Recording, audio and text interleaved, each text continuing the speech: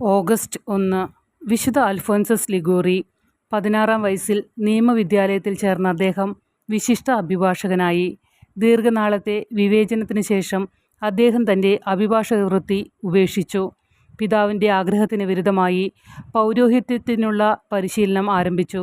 1726-ൽ അദ്ദേഹം 30-ാം വയസ്സിൽ അഭിഷിക്തനായി. നേപ്പിൾസിലെ ഭവനരഹിതരും പാർശ്വവൽക്കരിക്കപ്പെട്ടവരുമായ യുവാക്കൾക്ക് വേണ്ടി അദ്ദേഹം തൻ്റെ ആദ്യവർഷ പുരോഹിത ജീവിതം ചെലവഴിച്ചു. ഈവനിംഗ് ചാപ്പലുകൾ സ്ഥാപിച്ചു. ചാപ്പലുകൾ പ്രാർത്ഥന, സമൂഹം, ദൈവവചനം, സാമൂഹ്യ പ്രവർത്തനങ്ങൾ, വിദ്യാഭ്യാസം എന്നിവയുടെ കേന്ദ്രങ്ങളായി മാറി. വിശുദ്ധൻ്റെ മരണസമയത്ത് 10,000-ത്തിലധികം സജീവ പങ്കാളികളുള്ള 72 ചാപ്പലുകൾ ഉണ്ടായിരുന്നു. നേപ്പിൾസിലെ തെരുവ് കുട്ടികൾക്കും ദരിദ്രർക്കും വേണ്ടി 1732-ൽ ഒരു സഭ സ്ഥാപിച്ചു.